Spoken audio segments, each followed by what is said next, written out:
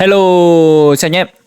Chào mừng anh em đến với gà FC Mobile 2.0. Và tất nhiên rồi, mình là Gà đây.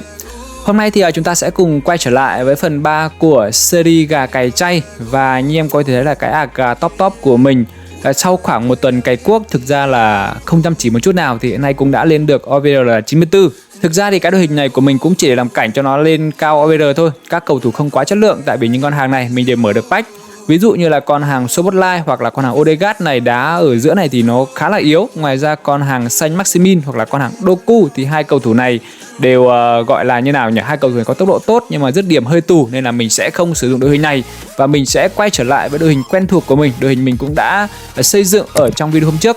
So với đội hình hôm trước thì đội hình này mình đã thay một vài con hàng, cụ thể là con hàng Zico đã thay thế cho con hàng là Torres, khi mà Torres thể hiện một vài tình huống dứt điểm chân không thuận chưa được quá ngon. Và ngoài ra thì con hàng Wish cũng như là cầu thủ Brahim chưa thể hiện được quá tốt, nên là mình đã cho con hàng là Odegaard, một thẻ cầu thủ mình mở được trong cái phần sự kiện Team of the Year thay thế.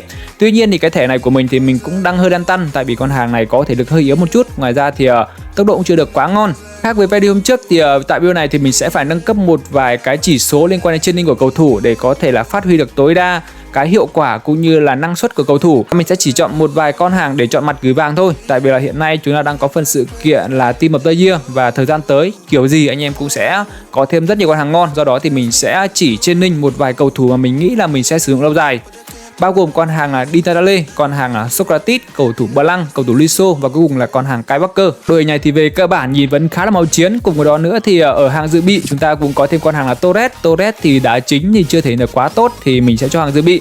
Tiếp theo là cầu thủ Szoboszlai có thể thay thế cho vị trí tiền vệ cũng như là vị trí tấn công. Ngoài ra thì cầu thủ Saint Maximin, một cầu thủ có tốc độ tốt, cũng có thể cho vào trong hiệp phụ. Và ok, anh em hãy cùng mình dùng cái đội hình này tiếp tục đi chiến đấu leo rank để có thể vươn đến tầm huyền thoại anh em nhé. Và hiện nay thì mình đang ở mức rank là chuyên nghiệp 2 với số điểm là hơn 300.000 fan, và mình hy vọng rằng tại cuối video này chúng ta sẽ cùng tiến tới mức là đẳng cấp thế giới.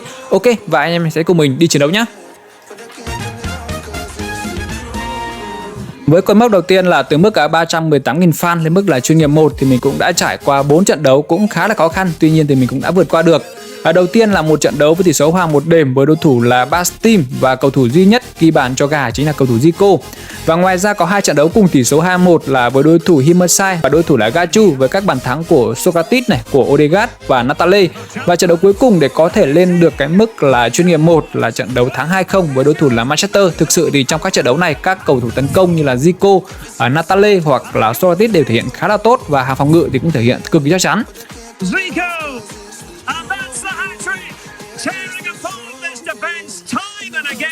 Và ngoài ra thì từ mức chuyên nghiệp 1 lên đến thời điểm hiện tại thì mình cũng đã trải qua liên tiếp 9 trận bất bại. Thực sự là 9 trận bất bại, mặc dù có rất nhiều khó khăn, tuy nhiên thì mình cũng đã giành chiến thắng. Và hiện nay chúng ta sẽ cùng đến với trận đấu quyết định để có thể vươn tầm từ chuyên nghiệp lên là cấp thế giới. Anh em sẽ cùng mình đi theo dõi các diễn biến này nhé. Ok, và chúng ta sẽ cùng đến với trận đấu quyết định để vươn đến tầm huyền thoại của AGA Top. Đây sẽ là cuộc đối đầu giữa huấn luyện viên xui của Atletico Madrid và đối đầu với một câu lạc bộ cùng thành phố và không đội chơi chung, chính là câu lạc bộ Real Madrid của AGA Top. Ở trong trận đấu này thì Atletico Madrid sẽ ra sân với sơ đồ là 4-1-2-1-2 rộng và full các cầu thủ của Atletico. Trong khi đó thì Real đã mua sắm thêm rất nhiều cầu thủ chất lượng như là con hàng Zico, con hàng Odegaard và một vài cầu thủ khác để có thể là đối đầu với câu lạc bộ này. Và trong hiệp một trận đấu này thì cả hai đội đều ra sân với trang phục truyền thống của mình. Atletico sẽ là người ra bóng trước. Và ok, chúng ta sẽ cùng đến với các diễn biến hấp dẫn trong trận đấu này để xem câu lạc bộ nào sẽ là vua của thành Madrid. Đây là bóng trong chân của Jimenez. Tiếp tục vẫn là Jimenez, là một hậu vệ, tuy nhiên cầu thủ này giữ bóng khá là tốt. Đây là Hernandez. Bóng được mở cánh sang dành cho Lino. Đây rồi, Morata, xử lý hay của Morata. Không được rồi, tiếp tục làm phát cắt bóng hay của Toure. Toure thì vẫn là một con hàng mà anh em có thể tin tưởng. Thực sự là một cầu thủ cực kỳ cứng ở vị trí là tiền vệ phòng ngự. Một đường phất cánh dài dành cho Zico, làm gì đây? Hơi lùn, tiếp tục vẫn là Zico. Đây là Zico. Ngay phút thứ 14 thì Zico đã có một pha xử lý fake shot cực kỳ chất lượng và một pha cứa lòng không cho thủ môn của Atletico bất kỳ một cơ hội nào cả.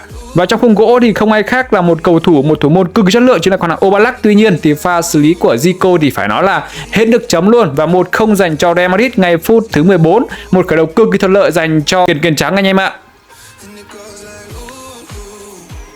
Đấy rồi, bóng chân của Koke.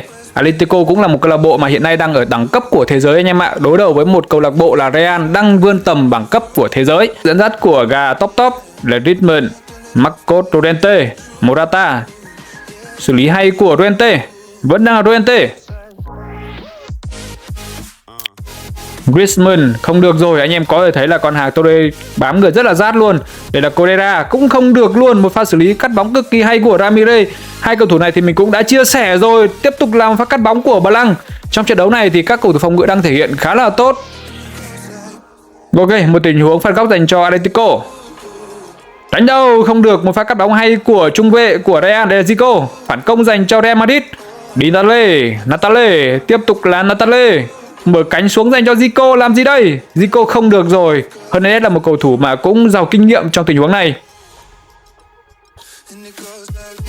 Tiếp tục là một cắt bóng của Ramirez anh em ạ. Thực sự thì con hàng này mình không muốn nói quá nhiều đâu. Là một cầu thủ mà phải nói là cực kỳ cứng ở vị trí là tiền vệ phòng ngự luôn ấy.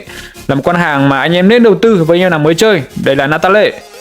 Tiếp tục là Zico. Natale làm gì đây? Không được. Và cắt bóng hay của Nathan Ake. Có vẻ nhầm, con Ake này là một cầu thủ mà mới đầu quân cho Atletico anh em nhé. Lúc nãy mình cứ tưởng là full Atletico, tuy nhiên thì sau khi phát hiện ra Natale thì hiệp một trận đấu đã kết thúc rất là trùng hợp anh em ạ. Ok, và tỷ số là 1-0 nghiêng về gà top trong trận đấu này. Và chúng ta sẽ cùng đến với diễn biến ở trong hiệp 2 xem liệu Atletico có thể săn bằng cách biệt hay gà top sẽ nâng cách biệt lên 2-0 anh em nhé.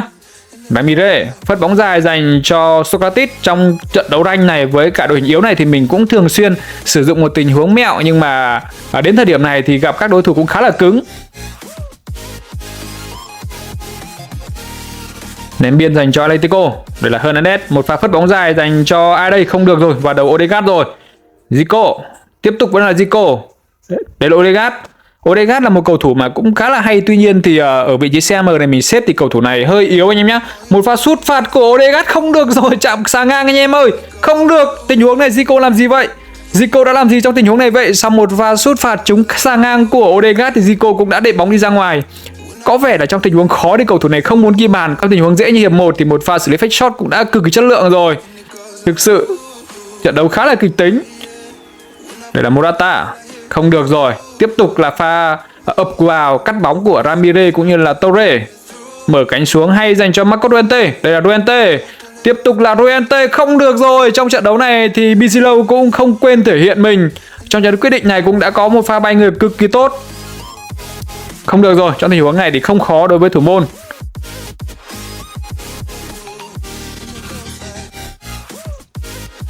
Sokratis.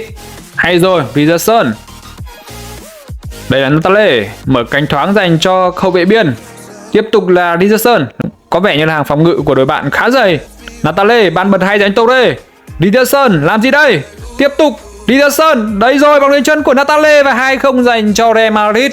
Thực sự một pha dâng cánh cực kỳ hay của Richarlison. Con hàng này thì không thường xuyên dâng cao, tuy nhiên trong tình huống dâng cao hiếm hoi thì cũng đã có một pha kiến tạo dành cho Natale.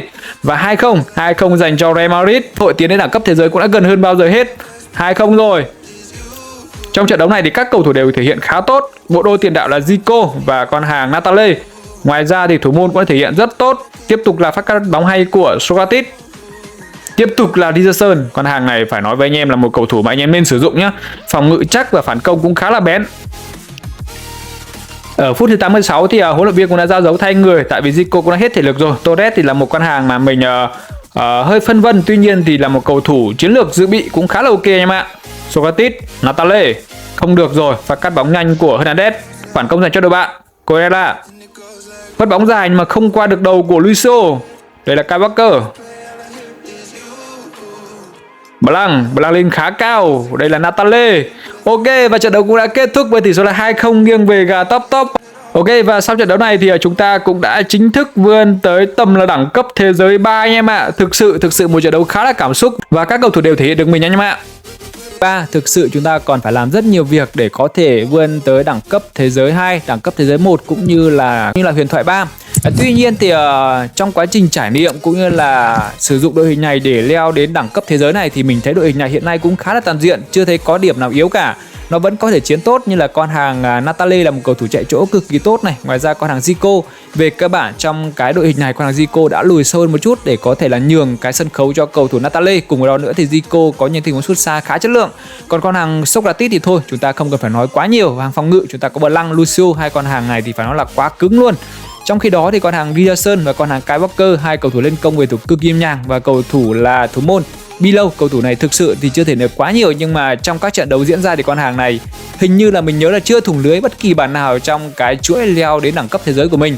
Và ngoài ra con hàng Odegaard này sẽ là một cầu thủ cần phải cân nhắc khá là nhiều, khi mà cầu thủ này có khả năng sút phạt, sút xa khá là tốt, nhưng mà trong vị trí tấn công này mình cảm giác cầu thủ này hơi yếu và nó có cái tốc độ chưa được quá ngon, nên là mình sẽ xem xét cân nhắc. Ok, và liệu anh em có đưa ra ý nào cho vị trí tiền vệ tấn công để thay thế được con hàng Odegaard hay không thì ông chia sẻ dưới phần comment. Và phần 3 của series gà cày chay xin phép được kết thúc ở đây. Nên thì cảm ơn anh em. See you soon. Yeah.